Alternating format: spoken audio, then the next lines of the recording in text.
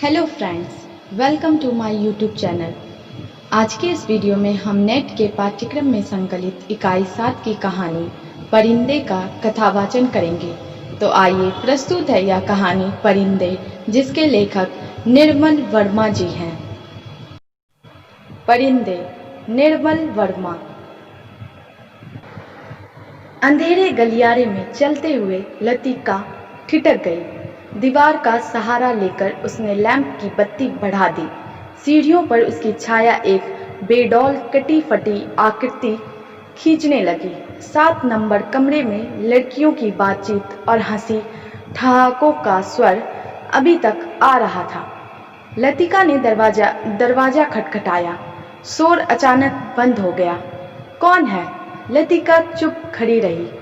कमरे में कुछ देर तक घुसुड़ फुसुड़ होती रही। फिर दरवाजे की चिटखनी के खुलने का स्वर आया। लतिका कमरे की देहरी से कुछ आगे बढ़ी। लैंप की झपकती लौ में लड़कियों के चेहरे सिनेमा के पर्दे पर ठहरे हुए क्लोजअप की भांति उभरने लगे। कमरे में अंधेरा क्यों कर रखा है? लतिका के स्वर में हल्की सी झिड़की का आभास था। लैंप में तेल ही खत्म हो गया। मैडम, यह सुधा का कमरा था, इसलिए उसे ही उत्तर देना पड़ा। हॉस्टल में शायद वह सबसे अधिक लोकप्रिय थी, क्योंकि सदा छुट्टी के समय या रात को डिनर के बाद आसपास के कमरों में रहने वाली लड़कियों का जमघट उसी के कमरे में लग जाता था। देर तक गपशप हंसी मजाक चलता रहता। तेल के लिए करीमुद्दीन से क्यों नहीं कहा? कितनी बार कहा मैडम, लेकिन उसे याद रहे तब तो। कमरे में हंसी की फुहार एक कोने से दूसरे कोने तक फैल गई। लतिका के कमरे में आने से अनुशासन की जो घुटन आई थी, वह अचानक बह गई। करीमुद्दीन हॉस्टल का नौकर था।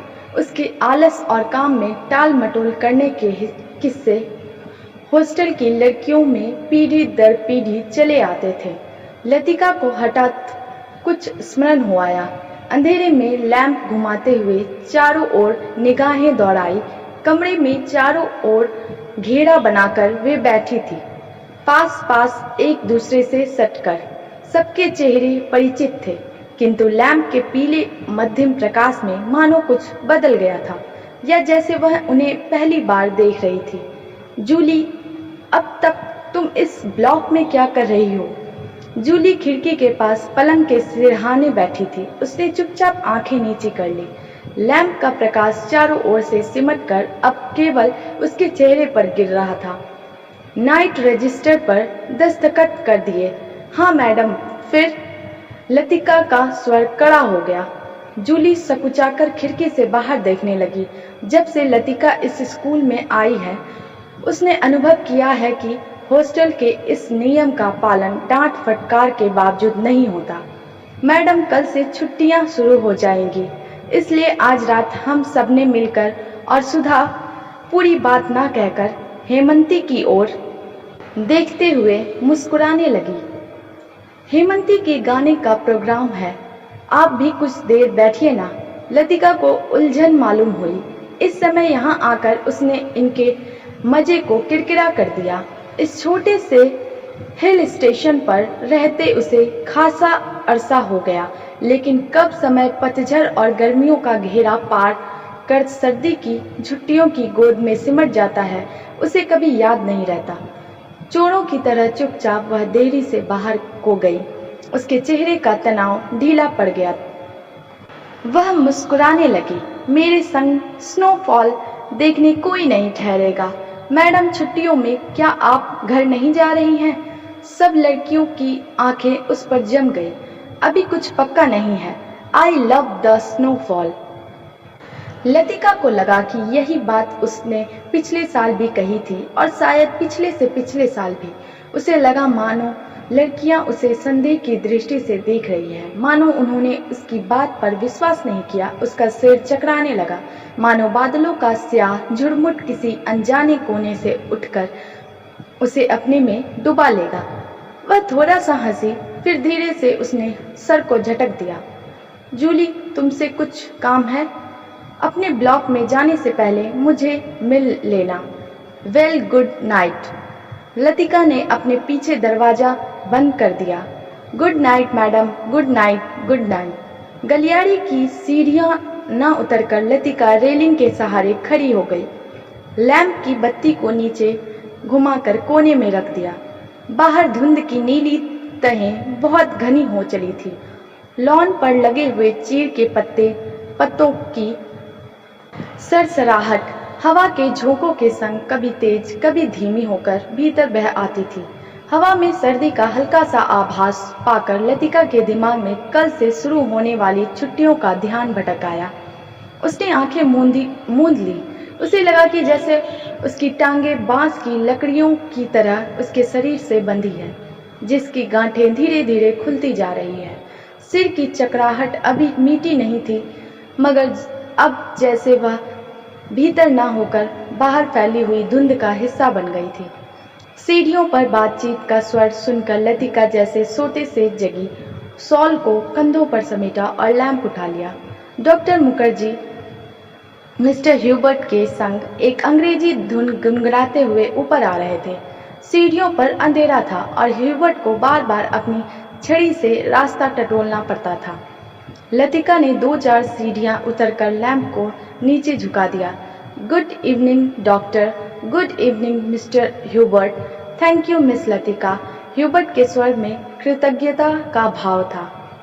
सीढ़ियां चढ़ने से उनकी सांस तेज हो रही थी और वह दीवार से लगे हुए हाँफ रहे थे। लैंप की रोशनी में उनके चेहरे का पीलापन कुछ तांबे के रंग जैसा हो गया था। यहाँ अकेली क्या कर रही हो मिस लतिका? डॉक्टर ने होठों के भीतर से सीटी बजाई। चेकिंग करके लौट रही थी। आज इस वक्त ऊपर कैसे आना हुआ मिस्टर ह्यूबर्ट? ह्यूबर्ट ने मुस्कुराकर अपनी छड़ी डॉक्टर के कंधों से छुला दी। इनसे पूछो, यही मुझे जबरदस्ती घसीट लाए हैं। मिस लतिका, हम आपको निमंत्रण देने आ रहे थे। आज रात मेरे कमरे में एक छोटा सा कंसर्ट होगा जिसमें मिस्टर ह्यूबर्ट सौंपा और चाइकोवस्की के कंपोजिशन बजाएंगे और फिर क्रीम कॉफ़ी पी जाएगी। और उसके बाद अगर समय रहा तो पिछले साल हमने जो गुनाह किए हैं उन्हें हम सब मिलकर कॉन्फ्रेंस करेंगे। डॉक्टर मुखर्जी के चेहरे पर भारी मुस्कान खेल गई। डॉक्टर, मुझे माफ़ करें, मेरी तबीयत कुछ ठीक नहीं है। चलिए, यह ठीक रहा, फिर तो आप वैसे भी मेरे पास आती। डॉक्टर ने धीरे से लतिका के कंधों को पकड़कर अपने कमरे की तरफ मोड़ दिया। डॉक्टर मुखर्जी का कमरा ब्लॉक के दूसरे सिरे पर छत से जुड़ा हुआ था। वह आधे बर्मी थे, जिसके चिन्ह उनकी थोड़ी दबी हुई नाक और छोटी छोटी चंचल आंखों से स्पष्ट थे। बर्मा पर जापानियों का आक्रमण होने के बाद वह इस छोटे से पहाड़ी शहर में आ बसे थे। प्राइवेट प्रैक्टिस के अलावा वह कॉन्वेंट स्कूल में हाइजीन, फिजियोलॉजी भी पढ़ाया करते थे और इसलिए उनको स्कूल के हॉस्टल में ही एक कमरा रहने के लिए दे दिया गया था। कुछ लोगों का कहना था कि बर्मा से आते हुए रास्ते में उनकी पत्नी की मृत्यु हो गई, लेकिन इस संबंध में निश्चित रूप से कुछ नहीं कहा जा सकता क्योंकि डॉक्टर स्वयं कभी अपनी पत्नी की चर्चा नहीं करते। बातों के दौरान डॉक्टर अक्सर कहा करते हैं, मरने से पहले मैं एक दफ़ा बर्मा जरूर जाऊंगा। और तब एक क्षण के लिए उनकी आंखों में एक नमी सी छा जाती। लतिका चाहने पर भी उनसे कुछ पूछ नहीं पाती। उसे लगता कि डॉक्टर नहीं चाहते कि कोई अतीत के संबंध में उनसे कुछ भी पूछे या सहानुभूति दिखलाए। दूसरे ही क्षण अपनी गंभीरता को दूर ठेलते हुए वह हंस पड़ते। एक सूखी बुझी हुई हंसी। होम सिकनेस ही एक ऐसी बीमारी है जिसका इलाज किसी डॉक्टर के पास नहीं है। छत पर मेज कुर्सियां डाल दी गई और भीतर कमरे में परकोलेटर में कॉफी का पानी चढ़ा दिया गया। सुना है अगले 2 वर्षों में यहाँ पर बिजली का इंतजाम हो जाएगा, डॉक्टर ने स्प्रिट लैंप जलाते हुए कहा। यह बात तो पिछले 10 सालों से सुनने में आ रही है।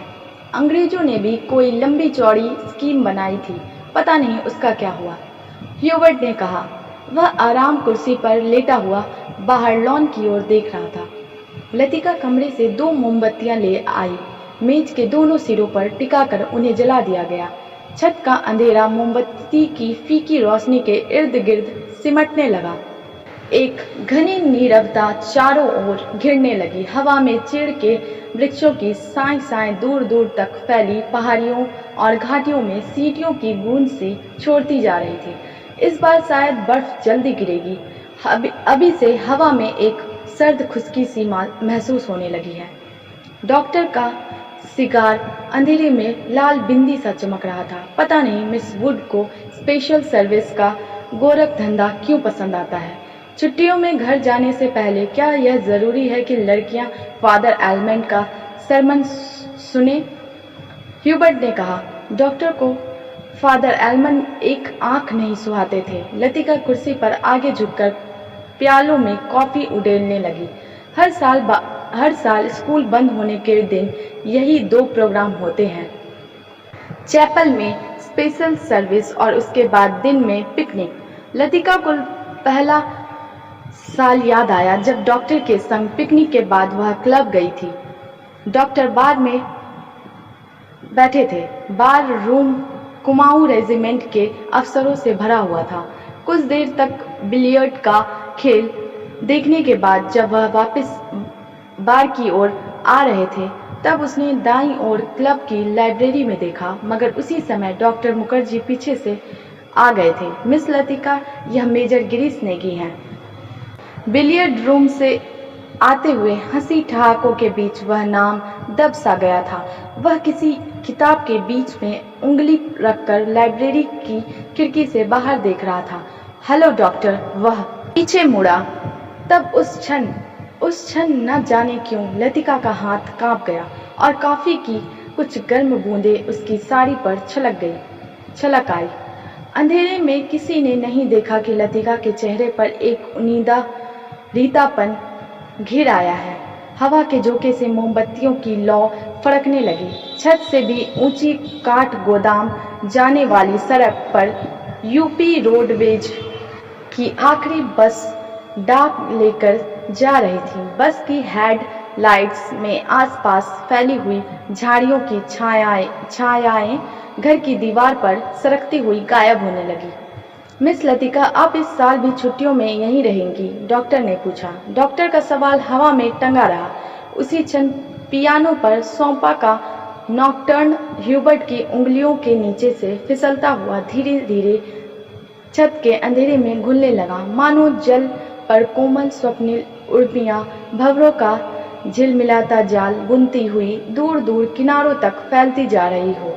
लतिका को लगा कि जैसे कहीं बहुत दूर बर्फ की चोटियों से परिंदों के झुंड नीचे अनजान देशों की ओर उड़े जा रहे हैं। इन दिनों अक्सर उसने अपने कमरे की खिड़की से उन्हें देखा है।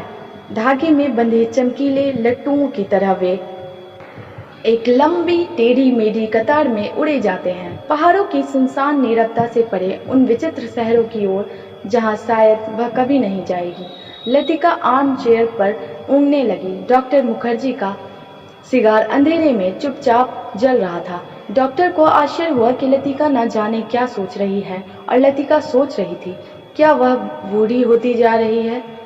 उसके सामने स्कूल की प्रिंसिपल मिस वुड का चेहरा घूम गया। पोपला मुंह, आंखों के नीचे झुलती हुई मांस की थैलियां, जरा सी बात पर चिढ़ जाना, कर्कश आवाज में चीखना, सब उसे ओल्ड मेड कहकर पुकारते हैं।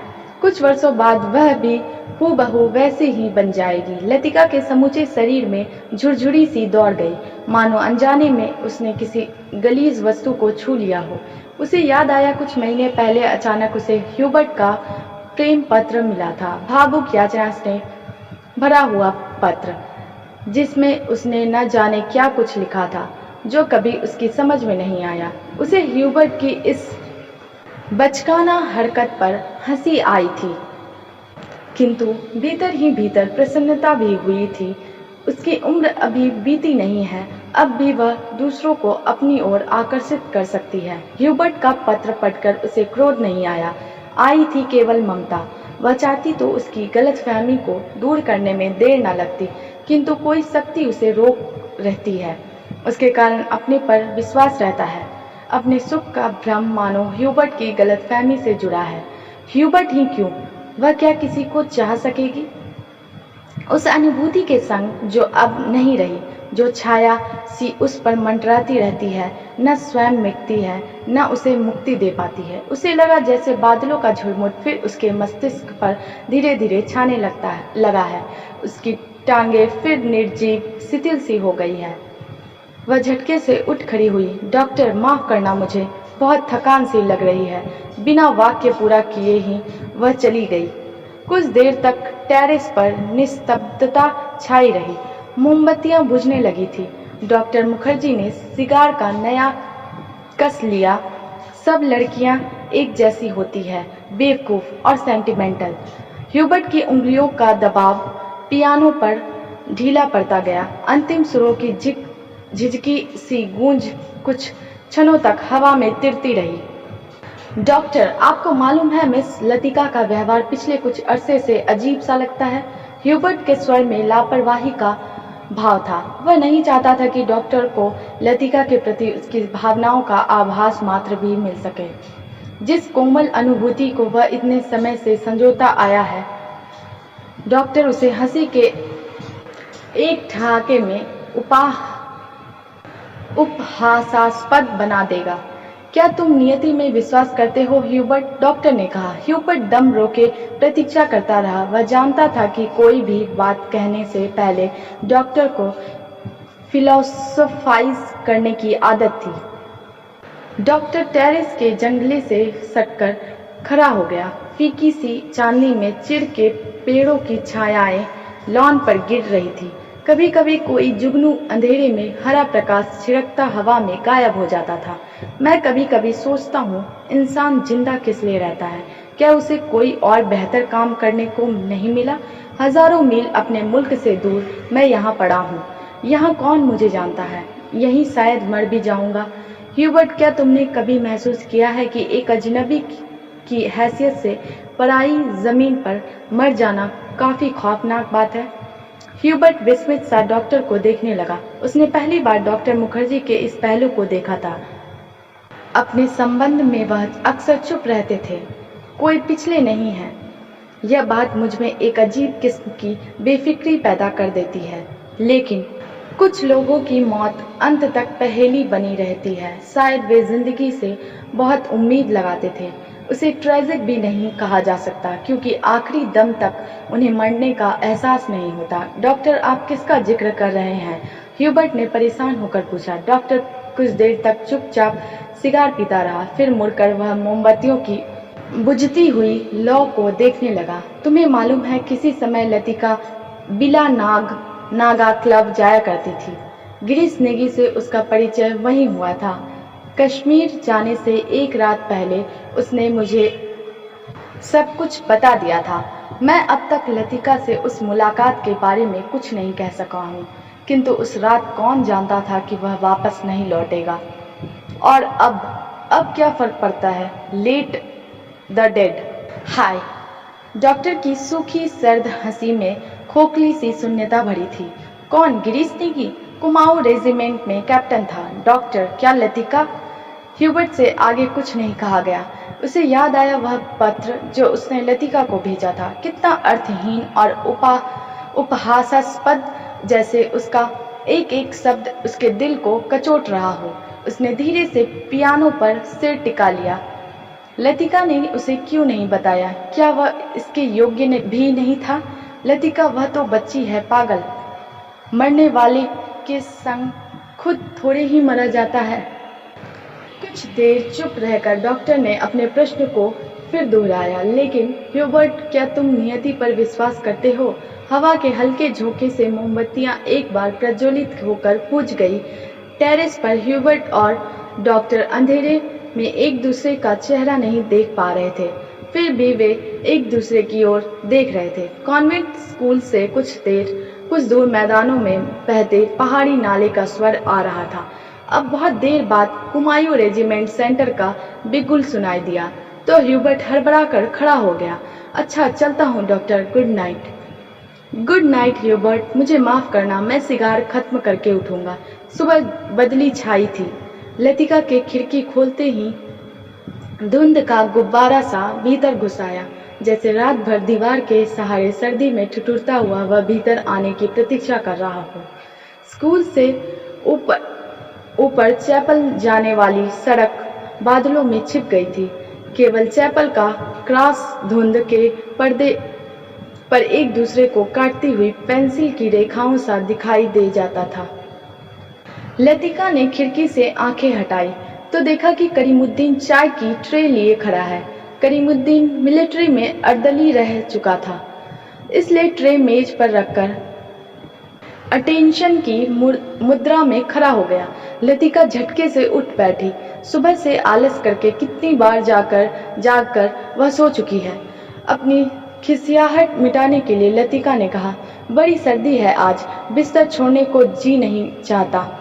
अजी मेम साहब, अभी क्या सर्दी आई है, बड़े दिनों में देखना कैसे दांत कटकटाते हैं। और करीमुद्दीन अपने हाथों को बगलों में डाले हुए इस तरह सिकुड़ गया जैसे उन दिनों की कल्पना मात्र से उसे जाड़ा लगना शुरू हो गया हो। गंजे सिर पर दोनों तरफ के उसके बाल खिजाब लगाने से कत्थई रंग के भूरे हो गए थे। बात चाहे किसी विषय पर हो रही हो, वह हमेशा खींचतान कर उसे ऐसे क्षेत्र में घसीट लाता था जहां वह बेझिझक अपने विचारों को प्रकट कर सके। एक दफा तो यहाँ लगातार इतनी बर्फ गिरी थी कि भुवाली से लेकर डाक बंगले तक सारी सड़कें जाम हो गई। इतनी बर्फ थी मेम साहब की पेड़ों की टहनियां तक सिकुड़कर तनों से लिपट गई थी, बिल्कुल ऐसे। और करीमुद्दीन नीचे झुककर मुर्गा सा बन गया। कब की बात है? लतिका ने पूछा। अब यह तो जोड़ हिसाब करके ही पता चलेगा मेम साहब, लेकिन इतना याद है कि उस वक्त अंग्रेज बहादुर यहीं थे। कंटोनमेंट की इमारत पर कौमी झंडा नहीं लगा था। बड़े जबर थे ये अंग्रेज, 2 घंटों में ही सारी सड़कें साफ करवा दी। उन दिनों एक सीटी बजाते ही 50 घोड़े वाले जमा हो जाते थे। अब तो सारे सेट खाली पड़े हैं। वे लोग अपनी खिदमत भी करवाना जानते थे। अब तो सब उजाड़ हो गया। करीमुद्दीन उदास भाव से बाहर देखने लगा। आज यह पहली बार नहीं है जब लतिका करीमुद्दीन से उन दिनों की बातें सुन रही है, जब अंग्रेज बहादुर ने इस स्थान को स्वर्ग बना रखा था। आप छुट्टियों में इस साल भी यहीं रहेंगी मेम साहब? दिखता तो कुछ ऐसा ही है करीमुद्दीन। तुम्हें फिर तंग होना पड़ेगा। क्या कहती है मेम साहब? आपके रहने से हमारा भी मन लग जाता है, वरना छुट्टियों में तो यहाँ कुत्ते लौटते हैं। तुम जरा मिस्त्री से कह देना कि इस कमरे की छत की मरम्मत कर जाए। पिछले साल बर्फ का पानी दरारों से टपकता रहता था। लतिका को याद आया कि पिछली सर्दियों में जब कभी बर्फ गिरती थी तो उसे पानी से बचने के लिए रात भर कमरे के कोने में सिमट कर सोना पड़ता था। करीमुद्दीन चाय की ट्रे उठाता हुआ बोला, ह्यूबर्ट साहब तो शायद कल ही चले जाएं। कल रात उनकी तबीयत फिर खराब हो गई। आधी रात के वक्त मुझे जगाने आए थे। कहते थे छाती में तकलीफ है। उन्हें यह मौसम रास नहीं आता। कह रहे थे लड़कियों की बस में वह भी कल ही चले जाएंगे। करीमुद्दीन दरवाजा बंद करके चला गया। लतिका की इच्छा हुई कि वह ह्यूबर्ट के कमरे में जाकर उनकी तबीयत की पूछताछ कराए, किंतु फिर न जाने क्यों स्लीपर पैरों में टंगे रहे और वह खिड़की के बाहर बादलों को उड़ता हुआ देखती रही। ह्यूबर्ट का चेहरा जब उसे देखकर सहमा सा दयनीय हो जाता है, तब लगता है कि वह अपनी मूक निरीह याचना में उसे कोस रहा है। न वह उसकी गलतफहमी को दूर करने का प्रयत्न कर पाती है, न उसे अपनी विवशता की सफाई देने का साहस होता है। उसे लगता है कि इस जाली से बाहर निकलने के लिए वह धागे के जिस सिरे को पकड़ती है, वह खुद एक गांठ बनकर रह जाता है। बाहर बूंदाबांदी होने लगी थी। कमरे की टीन की छत खट खट बोलने लगी। लतिका पलंग से उठ खड़ी हुई, बिस्तर को तहाकर बिछाया, फिर पैरों में स्लीपरों को घसीटते हुए वह बड़े आईने तक आई और उसके सामने स्टूल पर बैठकर बालों को खोलने लगी। किंतु कुछ देर तक कंघी बालों में ही उलझी रही और वह गुमसुम हो शीशे में अपना चेहरा ताकती रही। करीमुद्दीन को यह कहना याद ही नहीं रहा कि धीरे धीरे आग जलाने की लकड़ियां जमा कर ले। इन दिनों सस्ते दामों पर सूखी लकड़ियां मिल जाती है। पिछले साल तो कमरा धुएं से भर जाता था, जिसके कारण कम कपाते जाड़े में भी उसे खिड़की खोलकर ही सोना पड़ता था। आईने में लतिका ने अपना चेहरा देखा। वह मुस्कुरा रही थी। पिछले साल अपने कमरे की सीलन और ठंड से बचने के लिए कभी कभी वह मिस वुड के खाली कमरे में चोरी चुपके सोने चली जाया करती थी। मिस वुड का कमरा बिना आग के भी गर्म रहता था। उनके गदीले सोफे पर लेटते ही आंख लग जाती थी। कमरा छुट्टियों में खाली पड़ा रहता है, किंतु मिस वुड से इतना नहीं होता कि 2 महीनों के लिए उसके हवाले कर जाएं। हर साल कमरे में ताला ठोक जाती है। वह तो पिछले साल गुसलखाने में भीतर की सांकल देना भूल गई थी, जिसे लतिका चोर दरवाजे के रूप में इस्तेमाल करती रही थी। पहले साल अकेले में उसे बड़ा डर सा लगता था। छुट्टियों में सारे स्कूल और हॉस्टल के कमरे साए साए करने लगते हैं। डर के मारे उसे जब कभी नींद नहीं आती थी, तब वह करीमुद्दीन को रात में देर तक बातों में उलझाए रखती। बातों में जब खोई सी वह सो जाती, तब करीमुद्दीन चुपचाप लैंप बुझाकर चला जाता। कभी कभी बीमारी का बहाना करके वह डॉक्टर को बुलवा भेजती थी और बाद में बहुत जिद करके दूसरे कमरे में उनका बिस्तर लगवा देती। लतिका के कंधे से बालों का गुच्छा निकाला और उसे बाहर फेंकने के लिए वह खिड़की के पास आ खड़ी हुई। बाहर छत की ढलान से बारिश के जल की मोटी सी धार बराबर लॉन पर गिर रही थी। मेघाच्छन्न आकाश में सरकते हुए बादलों के पीछे पहाड़ियों के झुंड कभी उभर आते थे, कभी छिप जाते थे, मानो जलती हुई ट्रेन से कोई उन्हें देख रहा हो। लतिका ने खिड़की से सिर बाहर निकाल लिया। हवा के झोंके से उसकी आंखें झिप गई। उसे जितने काम याद आते हैं, उतना ही आलस घना होता जाता है। बस की सीटें रिजर्व करवाने के लिए चपरासी को रुपए देने हैं। जो सामान हॉस्टल की लड़कियां पीछे छोड़े जा रही हैं, उन्हें गोदाम में रखवाना होगा। कभी कभी तो छोटी क्लास की लड़कियों के साथ पैकिंग करवाने के काम में भी उसे हाथ बटाना पड़ता था। वह इन कामों से ऊबती नहीं। धीरे धीरे सब निपटते जाते हैं। कोई गलती इधर उधर रह जाती है, सो बाद में सुधर जाती है। हर काम में किचकिच रहती है, परेशानी और दिक्कत होती है, किंतु देर सबेर इससे छुटकारा मिल ही जाता है। किंतु जब लड़कियों की आखिरी बस चली जाती है, तब मन उचाट सा हो जाता है। खाली कॉरिडोर में घूमती हुई वे कभी इस कमरे में जाती है और कभी उसमें। वह नहीं जान पाती कि अपने से क्या करें। दिल कहीं भी नहीं टिक पाता, हमेशा भटका सा रहता है। इस सब के बावजूद जब कोई सहज भाव से पूछ बैठता है, मिस लतिका छुट्टियों में आप घर नहीं जा रही, तब वह क्या कहे। Ding dong ding. Special service के लिए स्कूल चैपल के घंटे बजने लगे थे। लतिका ने अपना सिर खिड़की के भीतर कर लिया। उसने झटपट साड़ी उतारी और पेटीकोट में ही कंधे पर तौलिया डाले गुसलखाने में घुस गई। Left right left left. Cantonment जाने वाली पक्की सड़क पर 4-4 की पंक्ति में कुमायूं रेजिमेंट के सिपाहियों की एक टुकड़ी मार्च कर रही थी। फौजी बूटों की भारी खुरदरी आवाजें स्कूल चैपल की दीवारों से टकराकर भीतर प्रेयर हॉल्स में गूंज रही थी। Blessed are the meek.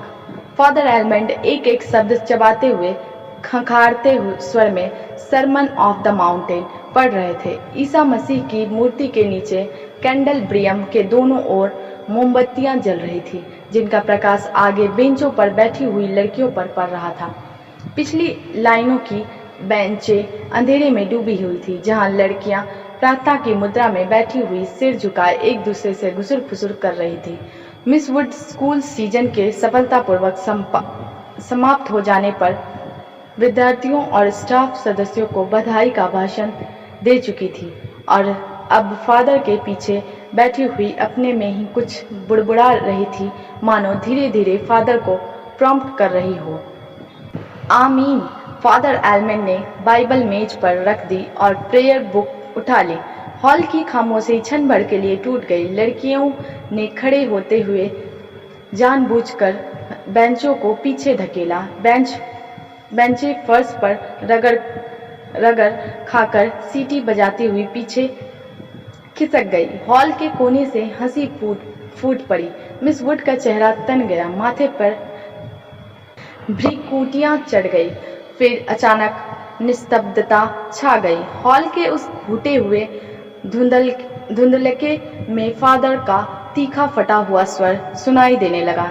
Jesus said, I am the light of the world, he that followeth me shall not walk in darkness, but shall have the light of life। Doctor Mukherjee ने ऊब और उकताहट से भरी जम्हाई ली। कब यह किस्सा खत्म होगा? उसने इतने ऊंचे स्वर में लतिका से पूछा कि वह सकुचा कर दूसरी ओर देखने लगी।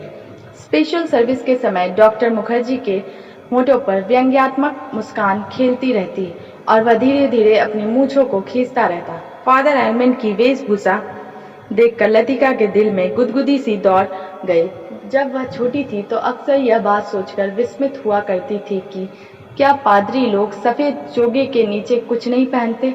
अगर धोखे से वह ऊपर उठ जाए तो। लेफ्ट लेफ्ट लेफ्ट मार्च करते हुए फौजी बूट चैपल से दूर होते जा रहे थे। केवल उनकी गूंज हवा में शेष रह गई थी। Him number 117। फादर ने प्रार्थना पुस्तक खोलते हुए कहा। हॉल में प्रत्येक लड़की ने डेस्क पर रखी हुई हिम बुक खोल ली। पन्नों के उलटने की खड़खड़ाहट फिसलती हुई एक सिरे से दूसरे सिरे तक फैल गई। आगे की बेंच से उठकर ह्यूबर्ट पियानो के सामने स्टूल पर बैठ गया। संगीत शिक्षक होने के कारण हर साल स्पेशल सर्विस के अवसर पर उसे कॉयर के संग पियानो बजाना पड़ता था। ह्यूबर्ट ने अपने रुमाल से नाक साफ की। अपनी घबराहट छिपाने के लिए ह्यूबर्ट हमेशा ऐसा ही किया करता था। कनखियों से हॉल की ओर देखते हुए अपने कांपते हाथों से हिम बुक खोली। Lead kindly light. पियानो के सुर दबे झिझकते से मिलने लगे। घने बालों से ढकी ह्यूबर्ट की लंबी पीली अंगुलियां खुले सिमटने लगी। कॉयर में गाने वाली लड़कियों के स्वर एक दूसरे से गुदकर कोमल स्निग्ध लहरों में बिंद गए। लतिका को लगा उसका जूड़ा ढीला पड़ गया है, मानो गर्दन के नीचे झूल रहा है। मिस वुड की आंख बचा लतिका ने चुपचाप बालों में लगे क्लिपों को कसकर खींच दिया। बड़ा झक्की आदमी है। सुबह मैंने ह्यूबर्ट को यहाँ आने से मना किया था, फिर भी चला आया, डॉक्टर ने कहा। लतिका को करीमुद्दीन की बात याद हो गई। रात भर ह्यूबर्ट को खांसी का दौरा पड़ा था। कल जाने के लिए कह रहे थे। लतिका ने सिर टेढ़ा करके ह्यूबर्ट के चेहरे की एक झलक पाने की विफल चेष्टा की। इतने पीछे से कुछ भी देख पाना असंभव था। पियानो पर झुका हुआ केवल ह्यूबर्ट का सिर दिखाई देता था। Lead kindly light. संगीत के सुर मानो एक ऊंची पहाड़ी पर चढ़कर हाँफती हुई सांसों को आकाश की आबाद शून्यता में बिखेरते हुए नीचे उतर रहे हैं। बारिश की मुलायम धूप चैपल के लंबे चौकोर शीशों पर झिलमिला रही है, जिसकी एक महीन चमकीली रेखा ईसा मसीह की प्रतिमा पर तिरछी होकर गिर रही है। मोमबत्तियों का धुआं धूप में नीली सी लकीर खींचता हुआ हवा में तिड़ने लगा है। पियानो के क्षणिक पोज में लतिका को पत्तों का परिचित मरमर कहीं दूर अनजानी दिशा से आता हुआ सुनाई दे जाता है। एक क्षण के लिए एक भ्रम हुआ कि चैपल का फीका सा अंधेरा उस छोटे से प्रेयर हॉल के चारों कोनों से सिमटता हुआ उसके आसपास घिर आया है, मानो कोई उसकी आंखों पर पट्टी बांधकर उसे यहाँ तक ले आया हो और अचानक उसकी आंखें खोल दी हो। उसे लगा कि जैसे मोमबत्तियों के धूमिल आलोक में कुछ भी ठोस वास्तविक ना रहा हो। चैपल की छत, दीवारें, डेस्क पर रखा हुआ डॉक्टर का सुघड़ सुडौल हाथ और पियानो के सुर अतीत की धुंध को भेदते हुए स्वयं उस धुंध का भाग बनते जा रहे हों। एक पगली सी स्मृति, एक उद्भ्रांत भावना, चैपल के शीशों के पड़े, पहाड़ी सूखी हवा, हवा में झुकी हुई वीपिंग विलोज की कांपती टहनियाँ, पैरों तले चीड़ के पत्तों की धीमी सी चिर परिचित खड़खड़। वहीं पर गिरीश एक हाथ में मिलिट्री का खाकी हैट लिए खड़ा है, चौड़े उठे हुए सबल कंधे।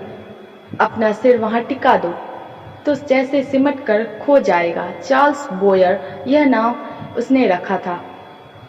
वह झड़कर हंसने लगा। तुम्हें आर्मी में किसने चुन लिया? मेजर बन गए हो, लेकिन लड़कियों से भी गए बीते हो। जरा जरा सी बात पर चेहरा लाल हो जाता है। यह सब वह कहती नहीं, सिर्फ सोचती भर थी। सोचा था कभी कहूंगी, वह कभी कभी नहीं आया। बुरुस का लाल फूल लाए हो ना? झूठे खाकी कमीज के जिस जेब पर बैज चिपके थे, उसमें से मुसा हुआ बुरुस का फूल निकल आया। छी, सारा मुरझा गया, अभी खिला कहाँ है? हाउ क्लंजी। उसके बालों में गिरीश का हाथ उलझ रहा है, फूल कहीं टिक नहीं पाता। फिर उसे क्लिप के नीचे फंसाकर उसने कहा, देखो। वह मुड़ी और इससे पहले कि वह कुछ कह पाती, गिरीश ने अपना मिलिट्री का हैट धप से उसके सिर पर रख दिया। वह मंत्रमुग्ध सी वैसी ही खड़ी रही। उसके सिर पर गिरीश का हैट है, माथे पर छोटी सी बिंदी है, बिंदी पर उड़ते हुए बाल हैं। गिरीश ने उस बिंदी को अपने होठों से छुआ है। उसने उसके नंगे सिर को अपने दोनों हाथों में समेट लिया है। लतिका, गिरीश ने चिढ़ाते हुए कहा, मैं ईटर ऑफ कुमाऊं। उसका यह नाम गिरीश ने उसे चिढ़ाने के लिए रखा था। वह हंसने लगी। लतिका सुनो, गिरीश का स्वर कैसा हो गया था। ना, मैं कुछ भी नहीं सुन रही। लतिका, मैं कुछ महीनों में वापस लौट आऊंगा। ना, मैं कुछ भी नहीं सुन रही। किंतु वह सुन रही है। वह नहीं जो गिरीश कह रहा है, किंतु वह जो नहीं कहा जा रहा है, जो उसके बाद कभी नहीं कहा गया। Lead kindly light. लड़कियों का स्वर पियानो के सुरों में डूबा हुआ गिर रहा है, उठ रहा है। ह्यूबर्ट ने सिर मोड़कर लतिका को निमिष भर देखा। आंखें मूंदे ध्यान मग्न प्रस्तर मूर्ति सी वह स्थिर निश्चल खड़ी थी। क्या यह भाव उसके लिए है? क्या लतिका ने ऐसे क्षणों में उसे अपना साथी बनाया है? ह्यूबर्ट ने एक गहरी सांस ली और उस सांस में ढेर सी मुस्कान उमड़ आई। देखो, मिस वुड कुर्सी पर बैठे बैठे सो रही है। डॉक्टर होठों में ही फुसफुसाया।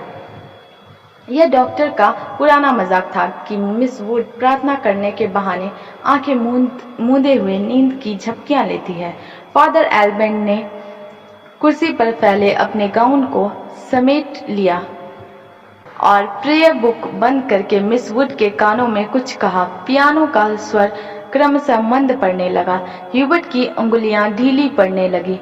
सर्विस के समाप्त होने से पूर्व मिस वुड ने ऑर्डर पढ़कर सुनाया। बारिश होने की आशंका से आज के कार्यक्रम में कुछ आवश्यक परिवर्तन करने पड़े थे। पिकनिक के लिए झूला देवी के मंदिर जाना संभव नहीं हो सकेगा, इसलिए स्कूल से कुछ दूर मीडोज में ही सब लड़कियां नाश्ता के बाद जमा होंगी। सब लड़कियों को दोपहर तक लंच हॉस्टल किचन से ही ले जाना होगा। केवल शाम की चाय मीडोज में बनेगी। पहाड़ों की बारिश का क्या भरोसा। कुछ देर पहले धुआंधार बादल गरज रहे थे। सारा शहर पानी में भीगा ठिठुर रहा था। अब धूप में नहाता नीला आकाश धुंध की ओट से बाहर निकलता हुआ फैल रहा था। लतिका ने चैपल से बाहर आते हुए देखा। विपिंग बिलोज की भीगी शाखाओं से धूप में चमकती हुई बारिश की बूंदें टपक रही थी। लड़कियां चैपल से बाहर निकलकर छोटे छोटे गुच्छे बनाकर कॉरिडोर में जमा हो गई। नाश्ते के लिए अभी पौन घंटा पड़ा था और उनमें से अभी कोई भी लड़की हॉस्टल जाने के लिए इच्छुक नहीं थी। छुट्टियां अभी शुरू नहीं हुई थी, किंतु शायद इसलिए वे इन चंद बचे खुचे क्षणों में अनुशासन के भीतर भी मुक्त होने का भरपूर आनंद उठा लेना चाहती थी। मिस वुड को लड़कियों का यह गुलकपाड़ा अखड़ा, किंतु फादर एलमेंट के सामने वह उन्हें डांट फटकार नहीं सकी। अपनी झुंझलाहट दबाकर वह मुस्कुराते हुए बोली, कल सब चली जाएंगी, सारा स्कूल वीरान हो जाएगा। फादर एलमेंट का लंबा ओजपूर्ण चेहरा चैपल की घुटी हुई गरमाई सी लाल हो उठा था। कॉरिडोर के जंगले पर अपनी छड़ी लटकाकर वह बोले, छुट्टियों में पीछे हॉस्टल में कौन रहेगा? पिछले 2-3 सालों से मिस लतिका ही रह रही है और डॉक्टर मुखर्जी छुट्टियों में कहीं नहीं जाते। डॉक्टर तो सर्दी गर्मी यहीं रहते हैं। मिस वुड ने विस्मय से फादर की ओर देखा। वह समझ नहीं सकी कि फादर ने डॉक्टर का प्रसंग क्यों छेड़ दिया है। डॉक्टर मुखर्जी छुट्टियों में कहीं नहीं जाते। 2 महीने की छुट्टियों में बर्मा जाना काफी कठिन है फादर। मिस वुड हंसने लगी। मिस वुड, पता नहीं आप क्या सोचती हैं, मुझे तो मिस लतिका का हॉस्टल में अकेले रहना कुछ समझ में नहीं आता। लेकिन फादर, मिस वुड ने कहा, यह तो कॉन्वेंट स्कूल का नियम है कि कोई भी टीचर छुट्टियों में अपने खर्चे पर हॉस्टल में रह सकते हैं। मैं फिलहाल स्कूल के नियमों की बात नहीं कर रहा। मिस लतिका डॉक्टर के संग यहाँ अकेले ही रह जाएगी। सच पूछिए मिस वुड, डॉक्टर के बारे में मेरी राय कुछ बहुत अच्छी नहीं है। फादर, आप कैसी बात कर रहे हैं? मिस लतिका बच्ची थोड़ी ही है। मिस वुड को ऐसी आशा नहीं थी कि फादर एलमेंट अपने दिल में ऐसी दकियानूसी भावना को स्थान देंगे। फादर एलमेंट कुछ हतप्रभ से हो गए। बात पलटते हुए बोले, मिस वुड, मेरा मतलब यह नहीं था। आप तो जानती हैं मिस लतिका और उस मिलिट्री अफसर को लेकर एक अच्छा खासा स्कैंडल बन गया था। स्कूल की बदनामी होने में क्या देर लगती है? वह बेचारा तो अब नहीं रहा। मैं उसे जानती थी फादर। ईश्वर उसकी आत्मा को शांति दे। मिस वुड ने धीरे से अपनी दोनों बाहों से क्रॉस किया।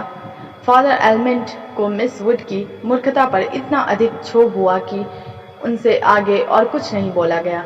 डॉक्टर मुखर्जी ने से उनकी कभी नहीं पड़ती थी, इसलिए मिस वुड की आंखों में वह डॉक्टर को नीचा दिखाना चाहते थे। किंतु मिस वुड लतिका का रोना ले बैठी। आगे बात बढ़ाना व्यर्थ था। उन्होंने छड़ी को जंगले से उठाया और ऊपर साफ खुले आकाश को देखते हुए बोले, प्रोग्राम आपने यूं ही बदला मिस वुड। अब क्या बारिश होगी?